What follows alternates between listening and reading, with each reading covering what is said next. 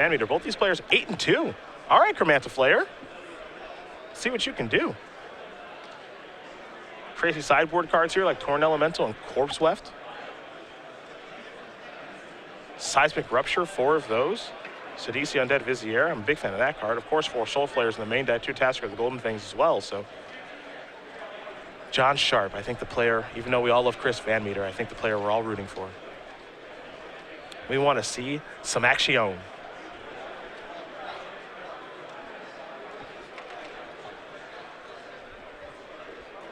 Oh, some players saying that perhaps we should name the Kraken Tiny. I like Tiny. Tiny's pretty good. Or Davy for Davy Jones. I like that. Kenny the Kraken, that doesn't play. Ray Lease.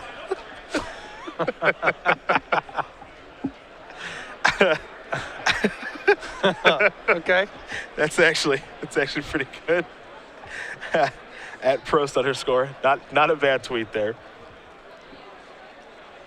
Evolutionary Leap is a card that I think has some pretty serious legs to it. That's a hard card to build a deck with, but I think that it does have some deck building. I mean, anyone who's doing the whole sacrifice for value sort of thing, seems like it fits in very naturally. Combo with Flamewake Phoenix. I mean, you just at that point you're just drawing infinite. Just going to town. Yeah, it's not a card that we see a lot of. Obviously, it's brand new, and there are some real hoops to jump through with deck building, but perhaps someone will figure it out, much in the same fashion that, hey, people figured out Birthing Pod. So Satyr Wayfinder and Flamewake Phoenix and Liliana, those cards are actively very synergistic. And then as the game drags out, you have Elvish Mystics and Sylvan Caryatids that are hanging around not doing very much. Yep. Get to convert those into new creatures. Not interested in those.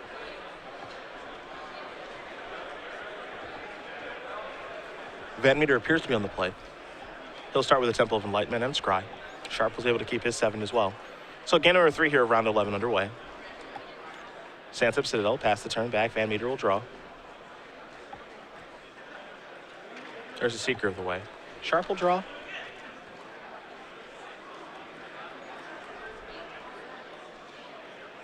There's Nurboard. And now a Satyr Wayfinder. Flamewake Phoenix, a Forest, a Manic Influence, one of the cards turned over here. Liliana as well. Sharp will take a Forest. Flamewake Phoenix in the graveyard.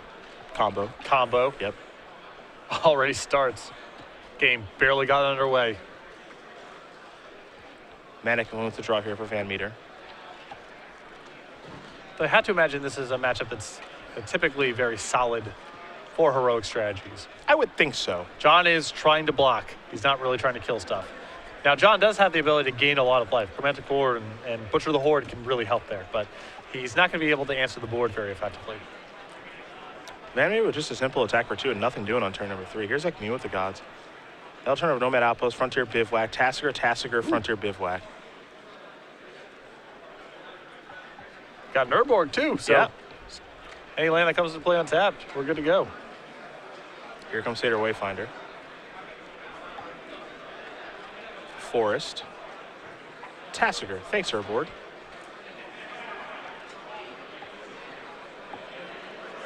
VanMeter does have a Disdainful Stroke at the ready. Curious if he wants to use Disdainful Stroke here. It looks like he does. Keep that Tasker off the battlefield. Crystal on tap and take a draw. A Plains to go along with 2 copies of Manic Influence in hand, so he's flooding a little bit here. Feels like we've said that a lot when we've watched these Bant Heroic players on camera. Yeah. I wonder if they're playing about 1 land more than they ideally would like to, because the color mana requirements are so sensitive. You just need to play with more lands. Playing 22 this weekend is VanMeter. Seeker of the Way will come in with an Ordeal of Thassa. 4 life will be gained, 4 damage will be dealt.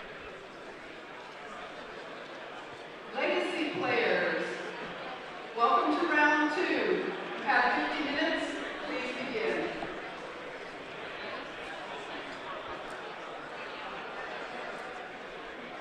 Sharp's 4th turn. We'll see what it yields. We want to see some fireworks. Soul Flare or Chromantic Core. The 1-2 punch.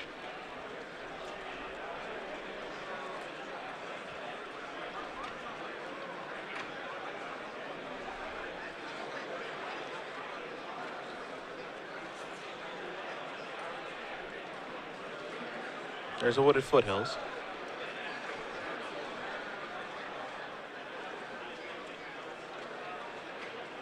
Now there's a Murderous Cut. See if this resolves. Disdainful Stroke will take care of that. The follow-up now is a Caryatid. Here's an attack for 1. And John getting tripped up a lot here because he's trying to cast these big delve spells that are running into Disdainful Strokes. If he was just casting 3 and 4, 3-mana spells rather than 2-mana spells that impacted things, he would be in really good shape. Because Chris is flooding out pretty badly. Here's another Ordeal of Thassa. A lot of cards coming now. And VanMeter going to attack for a pretty big chunk.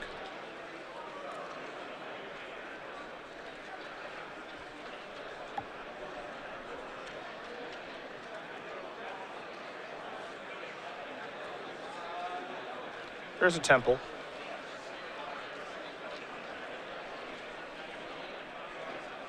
And pass the turn back. Of course, only one Ordeal is going to break there. Yep. Might be a little confusing, but Chris attacks with both of them. One will put a counter on it, the second one will then trigger, put a counter on it, and then that one breaks. Yeah, we're used to seeing these on heroic creatures where it basically just works. Yeah. It's not quite as efficient on prowess creatures. You saw that last turn.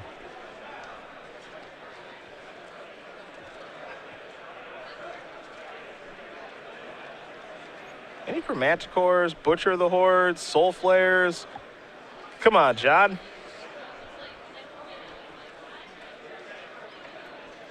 Looks like he has a Pharika in hand. Little slow for this game right now. Yeah. There's 5 mana. Sidisi, that'll play.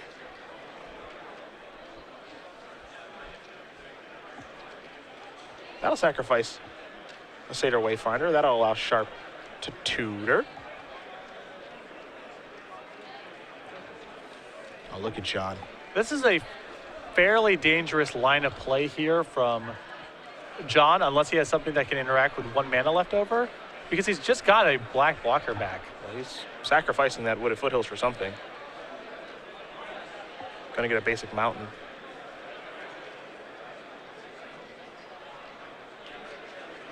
This is the type of spot where God's Willing wins a lot of games unless there's something going on for 1 red. Yep. I suppose he can still Murderous Cut because of the Ur board. That's what he's gonna do. Gonna have to remove his entire graveyard, it appears, so the Flamewake Phoenix is gone. But he was able to Murderous Cut. Chris does have a God's Willing. So pro-black, get the Scry. Windswept Teeth, yeah, that's gonna go to the bottom. No more lands, please and thank you. VanMeter will draw. God's Willing will get the job done if he has it. Doesn't appear that he does, however. He's got a 5/5 Seeker of the Way. Could attack her, make it a 6/6. Sidisi would predictably block, but if Chris is able to run into a God's Willing right now, he'll be fine. Yeah, worst case scenario is a trade. Best case scenario is he wins the game. Looks like we're in worst case scenario territory. Sidisi couldn't block fast enough. But it is off the battlefield, so that's a plus. See if VanMeter has a follow-up here in the second main phase. Again, quite a few lands right now in his hand. Sharp is just looking to stabilize. VanMeter will play a land. There's a Trailblazer. And a Seeker of the Way. Pass that turn back over to Sharp. Feels like Sharp has turned the corner. I believe he may have just drawn a copy of Soul Flare. There's a Sandstep Citadel. Although John has really been nuking his graveyard so far. Yeah, not a lot going on down there.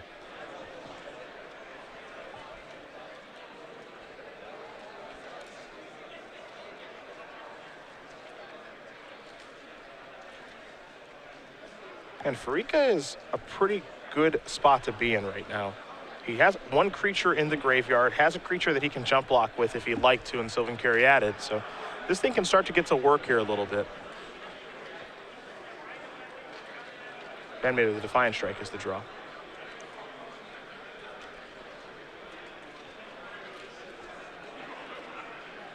Now, pretty awkward for Chris to attack into this Pharika. He has a way to pump his creatures, but no way to survive Death Touch.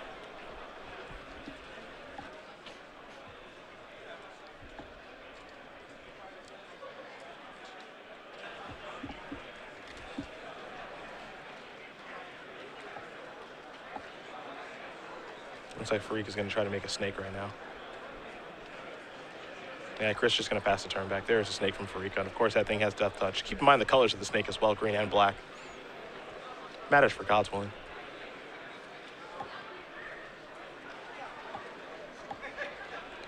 I think that may have been a Chromanticore. I think you might be right. Now I know you're right. Bum. Well, it's showtime, folks. How about some beatdowns? Oh, we'll take a look at Chromanticore right now and all the text that thing has. And it has quite a bit. Flying, First Strike, Vigilance, Trample, Lifelink, you bestow it. Creature gets +4/+4, so that's a 5/5. Flying, First Strike, Trample, Vigilance, Lifelinking, Snake token. Death Touch. First Strike, Death Touch is a combo. Ever heard of it? The snake is an especially attractive target. Yeah. It'll bite you. This is a hard card to race. Nice. It's interesting because Chris's deck is like kind of well positioned against that card with Dromoka's Command, but Dromoka's Command stinks right now because John can sacrifice Snake and leave his Chromanticore behind, or he can sacrifice Farika. Yep. So Dromoka's Command in this situation, not particularly good, and I'm not entirely sure Chris has outs to this. This seems very hard to beat, but if you're able to accomplish bestowing Chromanticore, it should be hard to be beat. He's got a main deck copy of Valorous Stance. And if he brought in his copies of Encase in Ice, I suppose he could target the snake. That would actually be a nice way to solve this problem. Yeah. I don't know if he brought those in. It doesn't No, seem great for this matchup in general. It doesn't seem great, yeah.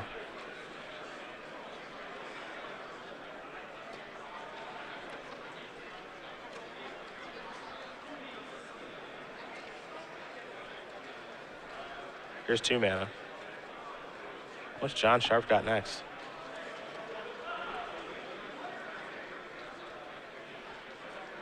Did Butcher the Whore time? It's going okay. Sacrifice the Caryatid, then you'd have something in the graveyard to make a snake with, and Comboing off here. Chromanticore still out there doing its thing. It's going to sacrifice that Caryatid, perhaps haste. Haven't seen Butcher the Whore in a long time. This is a very powerful card. It's got haste right now. Could have Vigilance or Lifelink later.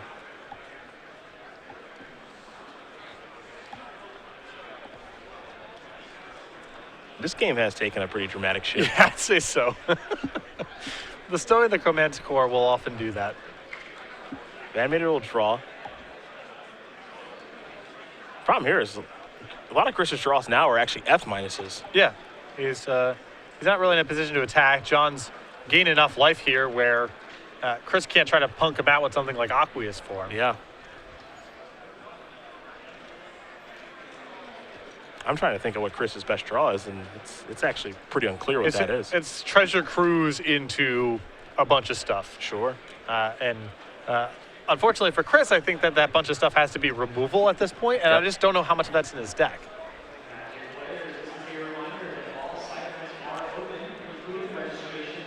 Well, it looks like he may have found a Treasure Cruise, so here comes 3 cards, and they're going to be 3 pretty good ones. Heroic does not want itself in this sort of situation. But as you mentioned, John is protected from Dromoka's Command right now. There's no... You just can't choose the sacrifice in enchantment mode and have John sacrifice the Chromanticore because he has protection with Farika and Snakes. And because that's not an out right now, it makes this whole puzzle very challenging. Yeah, if that's not out right now, I'm unclear what is an out. Yeah. That's what's really tough here.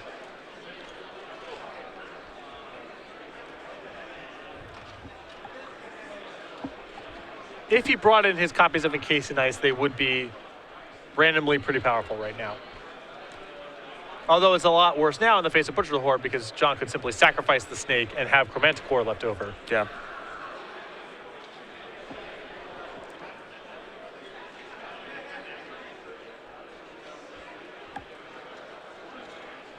Chris going to cycle Defiant Strike here. He's looking to try to get towards something. That Otherwise Hoplite will allow him to scry and maybe get a little deeper in his deck to find some answers. Here's Aqueous form, so all right, that's a start. Keep in mind, Secret of the Way is relatively large, as Chris has played 2 Defiant Strikes, it appears, as well as a Treasure Cruise, so Aqua's form will count as well, so that's a step in the right direction here for CVM.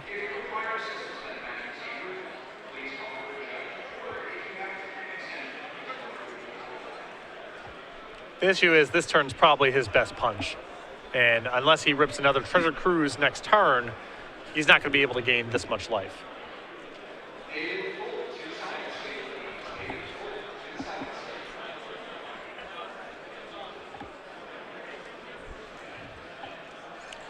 $20-10 in favor of VanMeter right now. And though the life totals are in his favor, it certainly doesn't feel like he's winning. No. No, it does not. And John's got another Chromanticore waiting. So if he happens to rip land number 7 next turn, that probably goes on Butcher the Horde, I'm guessing. That's problematic too. That's hard. That's hard. Here's another Snake token. Untap and draw. I think just a Soul Flare. Yep, 2 Soul Flares and a Chromanticore in hand. Could just hard cast a Chromanticore. Sure. I believe. But that's nowhere near as fun. That card is meant to be bestowed. It is also not what John wants to be doing against Dromoka's Command, because for as good as Chromanticore is, not a hard card to fight down with Dromoka's Command. Yeah. So I would, if I'm in John's position, I'm trying to get that bestowed. I'm trying to avoid casting it if possible.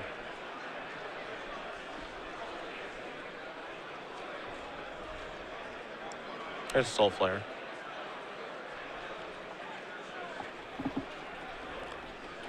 Nothing to delve away, unfortunately. No, this is not Soul Flare at its best. But fortunately for John, he's got a lot of other good stuff going on. You got a problem with 6-mana 4/4 that just turned on Farika? Oh, that's true. Huh? I do enjoy that Farika's turned on. A little help from Butcher the Chromanticore Horde. is 2. Yep. And then Butcher the Horde is 1. And then Soul Flare is 2. And then Farika's, yep, that's 7. What a ragtag group to turn on Farika. Yeah. Whatever it takes, I guess. Shrug those shoulders. Get into the red zone.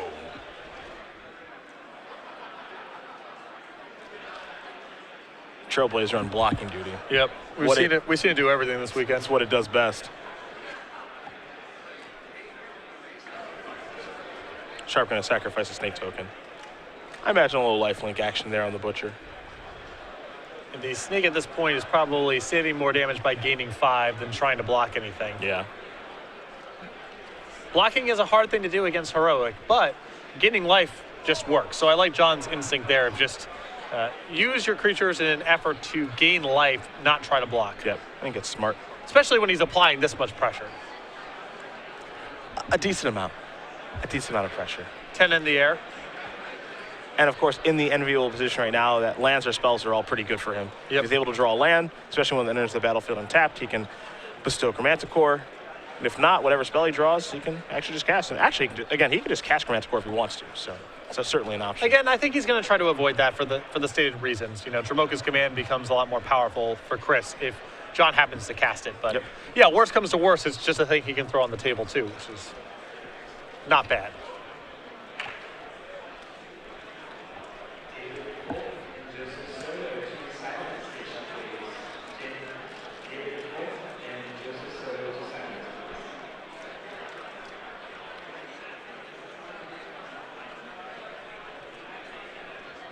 Here they come.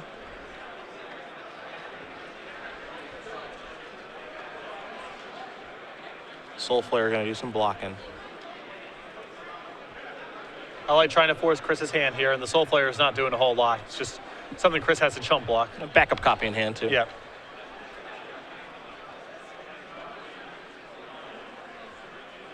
Chris tapping a bunch of mana. What on earth is this?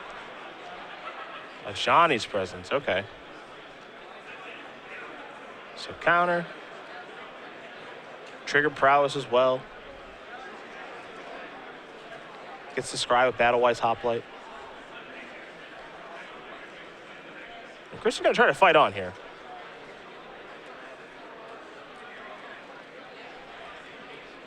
And that follow-up is a favorite Hoplite.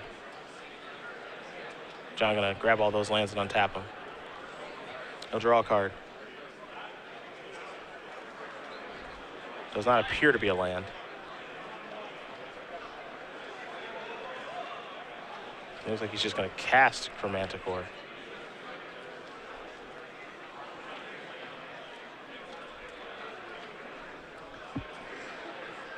Well, I'll turn on Farika again. That's neat. Oh, sure, yeah. Yeah. It's got a green and a black in the mana. So 1, 2, 3, 4, 5, 6, 7. Yep, checks out. Yep.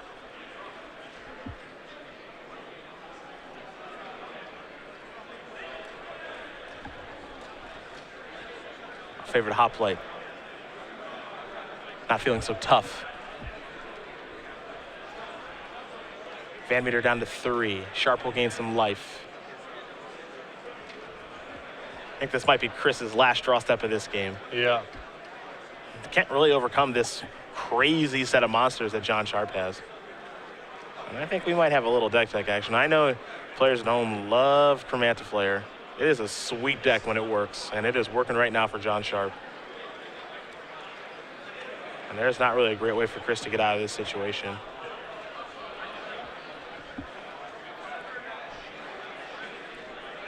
Facing several lethal flyers. To say the least.